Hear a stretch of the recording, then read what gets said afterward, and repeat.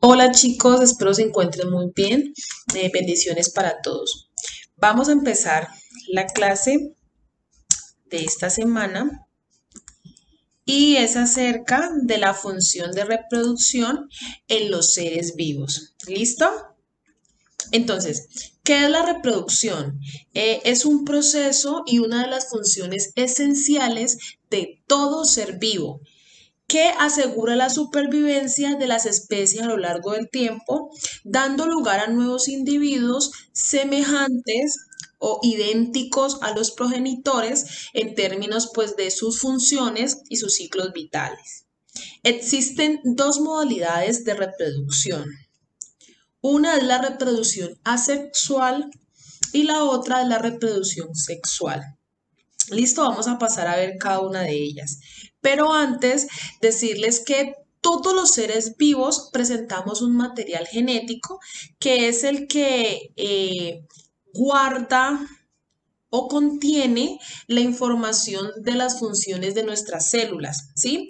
Está ubicado en los cromosomas de nuestras células y pues es el que se pasa de generaciones en generaciones, ¿sí?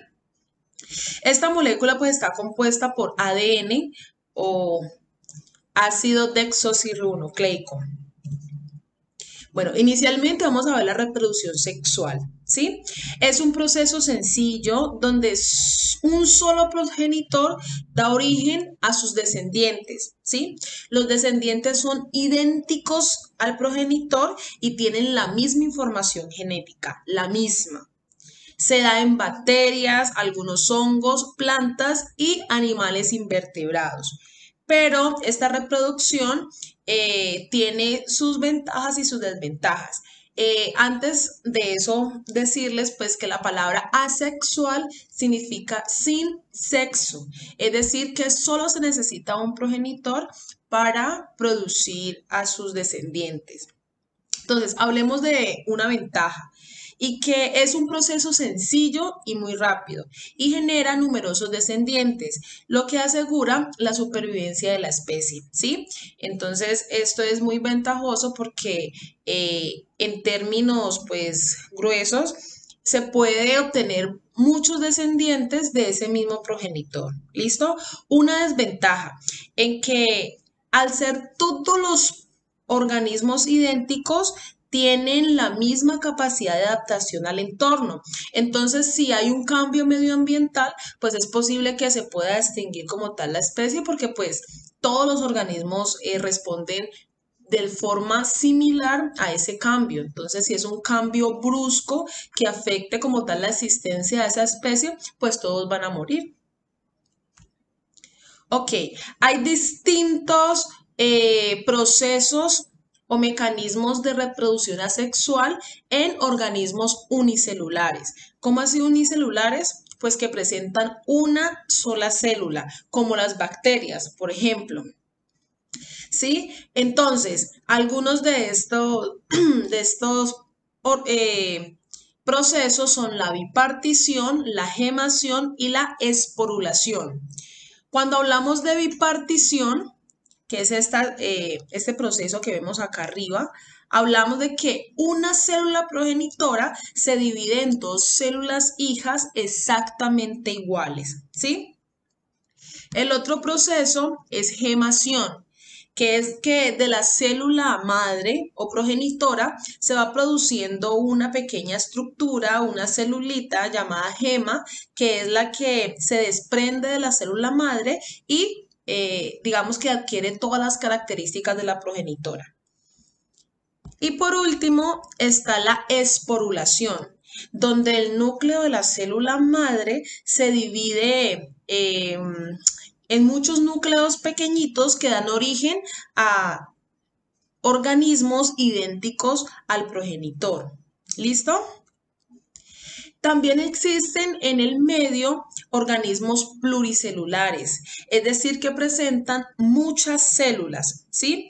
Estas células se dividen mediante mitosis, pero la reproducción se produce en estructuras especialmente que crecen unidas al progenitor y que tras separarse dan lugar a nuevos individuos. Vamos a mirar cuáles son.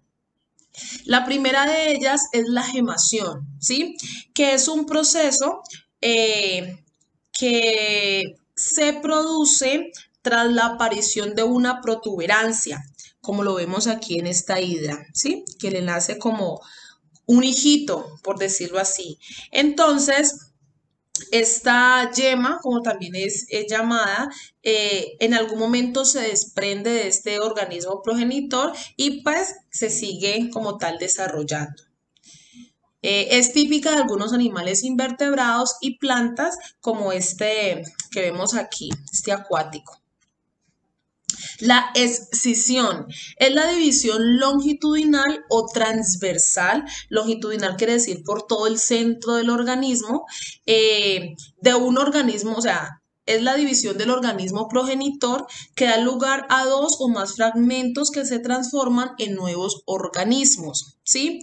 Un ejemplo de esto es la estrella de mar que mediante la separación de unas de sus estructuras, pues nuevamente, o sea, da la formación de otro organismo o también completa pues el pedacito que se perdió a partir de esta reproducción. Otro tipo es la fragmentación, que se produce más que todo en vegetales y es donde una de las plantas, una parte de la planta actúa como origen de otros organismos. Entonces no es sino que, digamos que se tenga un pedazo pues de esta planta que presente células como tal reproductivas y como tal se generan nuevos organismos. Después está la esporulación, ¿sí?